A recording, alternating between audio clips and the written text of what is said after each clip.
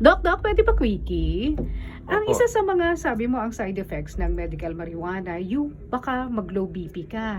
Eh hindi ba delikado yun para sa puso ng isang pasyente? Opo, pag wala pong medical supervision, maaari pong bumagsak yung BP at lalo pong magkaproblema yung mga may sakit sa puso. Kaya hindi po pwede dun sa mga may heart failure, dun sa mga may arrhythmia, no?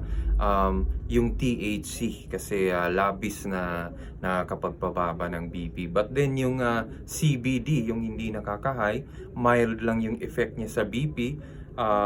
Hindi ganun kababa, pero yung mga ongoing trials ngayon sa hypertension, sa high blood, so pwede siyang makapagpababa ng BP na hindi bababa ng sobra. So yung mga high blood natin na mga kababayan, maaari ding makabenefit in the future. Pero hindi ba bibilis ang tibok ang puso ng puso mo because of medical marijuana? Sa THC po yon, no? Pag high dose ng THC, magpa-palpitations, bibilis yung tibok ng puso, tapos may kaakibat na rin po yan na anxiety and paranoia, no? So, yon, kaya hindi po pwede yung THC sa mga may arrhythmia and may sakit sa puso. Pero CBD po, hindi po nakakapagpabilis ng puso at hindi po nakakakos ng panic. Thank you, Doc.